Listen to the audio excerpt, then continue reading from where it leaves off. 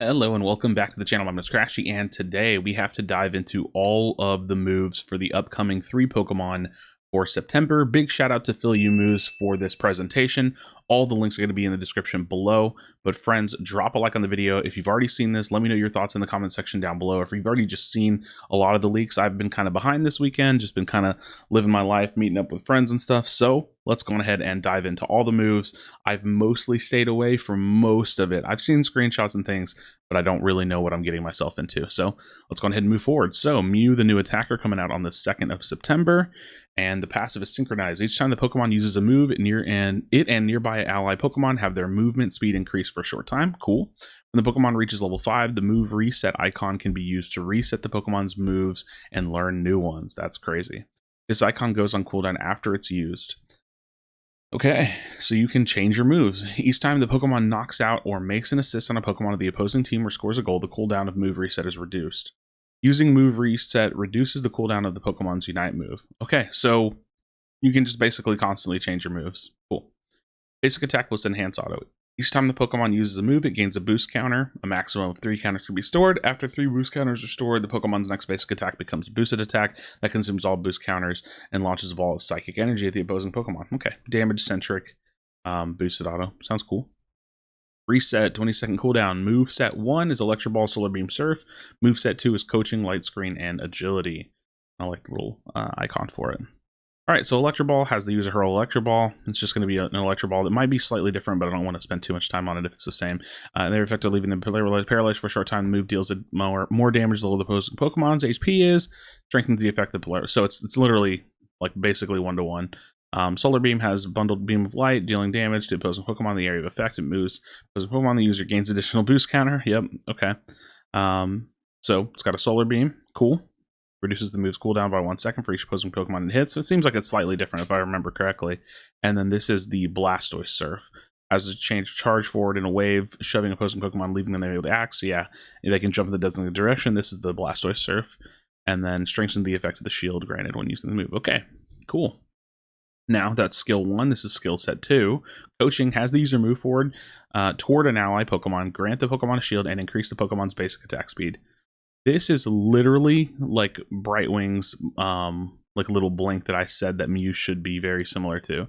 So like originally when I was talking about Mew, I don't know if this was a You're on Fire podcast or something, I was talking to somebody about Mew in a video somewhere, and I said, oh man, I wish Mew would be a support and was a lot like Brightwing, where you could kind of like teleport to your teammate and like heal them or shield them. That's literally what this is. If this move is used on an ally Pokemon that has not been coached, its cooldown immediately resets. That's cool. If this move is used on a recently coached ally Pokemon again within a set amount of time, it goes on cooldown.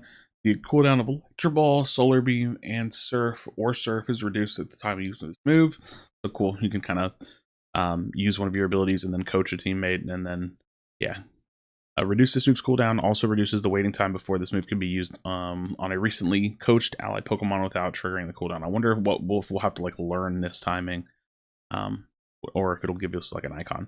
So we get Light Screen. Has the user create a translucent wall at a designated location. Opposing Pokemon cannot pass through the wall and will be shoved.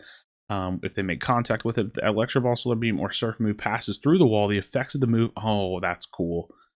It's like a Jace wall kind of thing, I guess, from League of Legends. The effect of the move, such as damage, range, area of effect, will be boosted.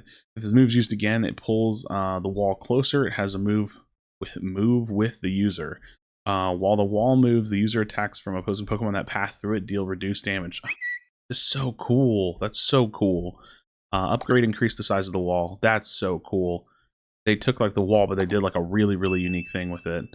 Agility. All right, has the user move quickly in a designated direction, increasing their movement speed for a short time. It's a dash move. A maximum of 2 uses can be kept in reserve for this move. That's cool. Increase the distance the user moves in the designated direction. Okay, that's always cool. Mobility is always cool. And then the Unite move. As the user float higher, create a field at its current location and become invincible. The user and an ally Pokemon in the area of effect enter stealth. After a set amount of time passes, this Unite move deals damage to opposing Pokemon in the area of effect. Wait, you just become invincible? You just become invincible? But how do you deal with this? Okay. Okay, yeah, you just become, you and an ally become stealth, and you become invincible, and then you do damage in an area. All right. Mew sounds pretty ridiculous. Let's be real. Mew sounds really crazy. Dodrio is going to be released on September 15th. And we have passive Runaway plus basic Enhanced Auto. So Runaway, the Pokemon's passive is movement speed increase when opposing Pokemon are nearby. While the Pokemon is moving, its sprint gauge charges. Okay, sprint gauge. So we have a muscle gauge and a sprint gauge. Once the sprint gauge is full, the Pokemon starts running with increased movement speed. If the Pokemon's movement speed decreases below a set speed, the speed gauge will rapidly deplete. When Dodrio scores a goal, it eventually divides its collected AOS energy into 2 portions and deposits them into the goal one at a time. If Dodrio evolves into Dodrio, when it scores a goal, it evenly divides its collected AOS energy into 3 portions and deposits them into the goal one at a time. Wait, so does that mean this character is going to be really, really good at just scoring? Because like it's going to cut your score value. This Pokemon might be like insanely strong because you'll just always be able to like cut your portions in thirds and like be able to score. This Pokemon might actually be like a score shielding Pokemon. We'll have to see. I mean, it's a speedster. It's fast.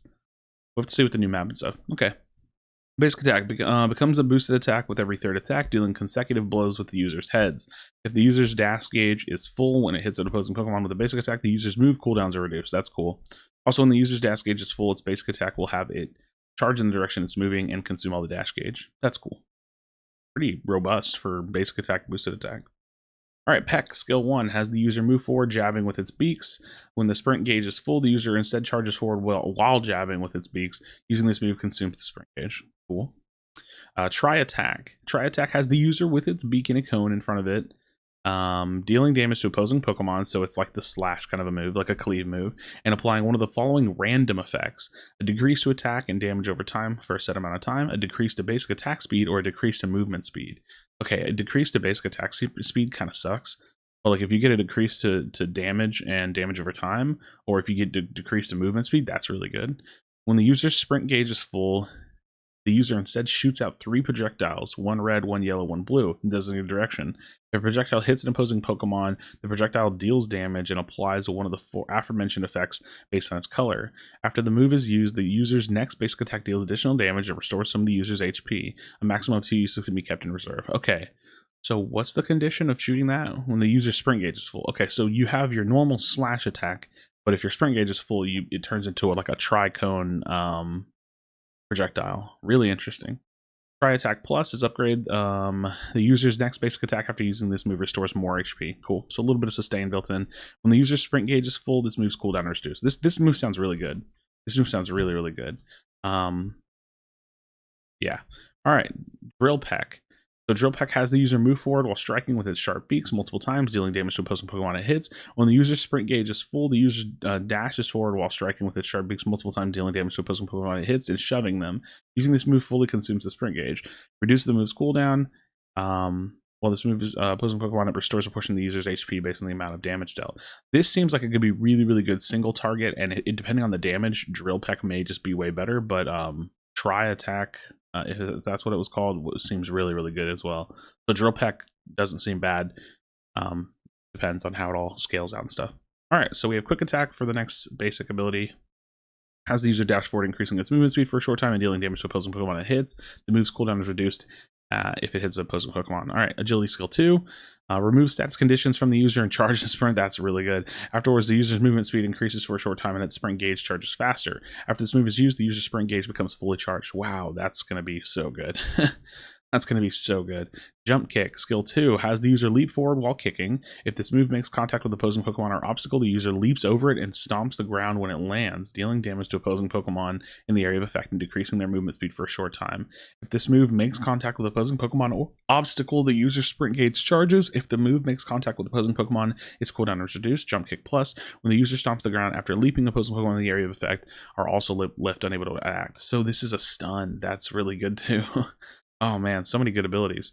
All right, and then we have the Unite move. Has the user run to a designated location. While running, the user is immune to hindrances. If the user makes contact with opposing Pokemon while running, it deals damage to them and throws them into the air. When the user arrives at the designated location, its attack increases for a short time and it's granted a shield. Also, its sprint gauge charges faster for a short time. Dodrio sounds like a great speedster.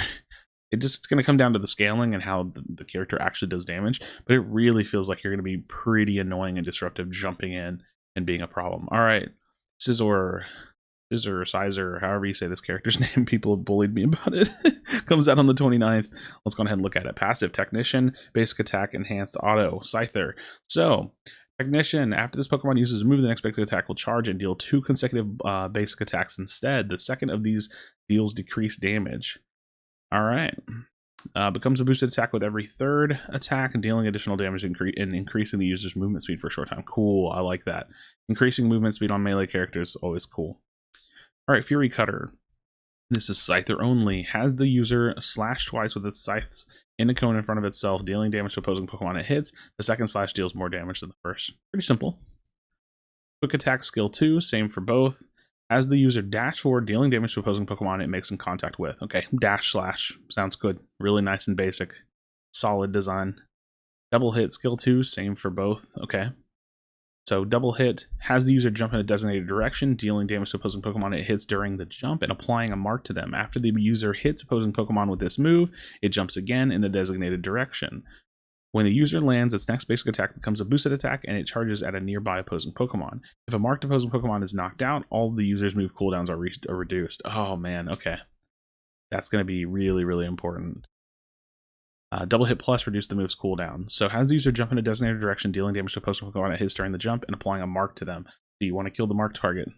Dang. Okay. Swords Dance, skill 2, same for both. Has the user dash short distance, increasing its attack power for a short time. When the user attack power, okay, has the user dash short distance. When the user's attack power is increased, the user's 8th basic attack becomes an area of effect attack that pierces through opposing Pokemon in a line. Also reduces the damage the user receives from opposing Pokemon while dashing. This seems interesting, but it seems like one of those skills that like doesn't sound that good until you play it, and then it's like maybe it's really, really good. Because it seems okay, but it could be really, really crazy. It just depends. I don't know. It seems kind of weird, right? Like you read this one, it doesn't seem that impressive until maybe you play it. Alright, Dual Wingbeat. Skill 1, Scyther only.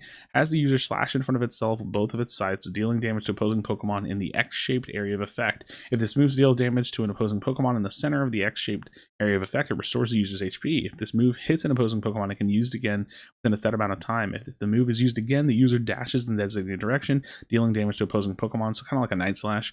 It makes contact with. The dash deals more damage than lowers the opposing Pokemon's HP is. Oh, and so it does more damage the more low that it is. Increase the damage dealt by this move. So this character's kind of hybrid, right? Like it's Scyther, Speedster, and Scizor for like all-rounder, kinda. I don't know if these moves are going to have high enough scaling that it feels that way, but it definitely seems kind of like a design intention for that. Alright, Scyther Unite move. As user dash, I love that there's multiple Unite moves, at least to some degree, because I've definitely said that that was a thing that they could do and it was possible. So, has the user dash and attack at a designated Pokemon in the area opposing team, then create 5 illusory copies of itself that each dash a set distance from the user. The copies deal damage to opposing Pokemon they make contact with and apply a mark to them. After a short time, the copies return to the user and dealing damage to opposing Pokemon that make contact with. That really reminds me of Talon's ult from League of Legends. I don't know if it's still the same. I don't know if it's the same at all, but he used to like create a bunch of blades and then he would be moving and then all of the blades would come back to him. So this move can be used again before the illusory copies return to the user. If it's used again, the user dashes the designated direction and deals damage to opposing Pokemon it hits. At the end of the dash, the copies dash to the user's location. If a copy makes contact with opposing Pokemon while dashing, the copies deal damage to the Pokemon and disappears. If a marked opposing Pokemon is knocked out, all the user's move cooldowns are reduced. Yeah, there's definitely some marking and cooldown reduction and executing going on with this character. All right, and Bullet Punch. So this is the opposite, moveset.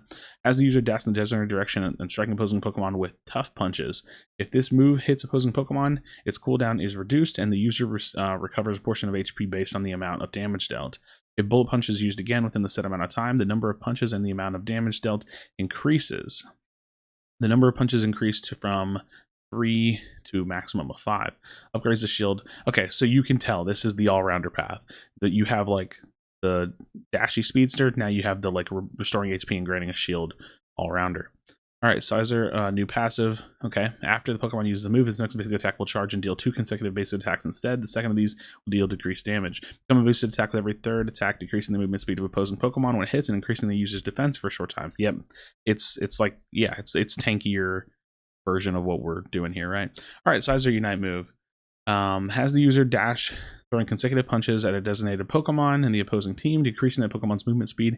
As the last punch is thrown, 5 illusory copies of the user are created. The dash set that each dash is set distance from the user. If the copy hits an opposing Pokemon while dashing and deals damage, decrease that Pokemon's movement speed, then disappears. For a short time, this move can be used again. The user dashes in the designated direction. So it's basically the same thing, just a slightly different opening effect. Yeah, okay. If the grabbed Pokemon hits an illusory copy, it will be left incapacitated. So there's a more stun, more of a CC version of the Unite move. All right, extras. Mew is likely to be free. Dodrio, Scizor will likely to be 12 to 14k coins, depending, similar to Buzzwole and Tyranitar. 52 new emblems are coming. Okay, so I didn't know 52 new emblems are coming. We've seen a lot of these blue whites, purple whites, and those aren't super impressive to me. But I am saving my energy tanks.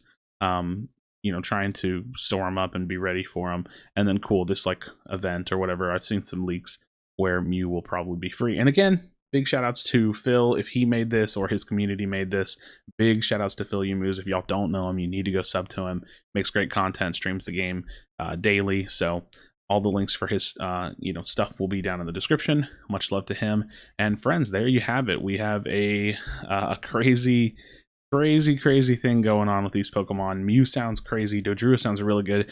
Scizor is kind of the one that I'm curious about because there's so much hybrid stuff going on there. Mew sounds ridiculous. So yeah, and I know that I'm catching up to the leaks, so I've got a lot more stuff to cover. So friends, thank you so much for watching the video. Drop a like on it, subscribe for future Pokemon Unite content. As always, be sure to be kind of one another. Tell someone you love them. I'll see you on the next video.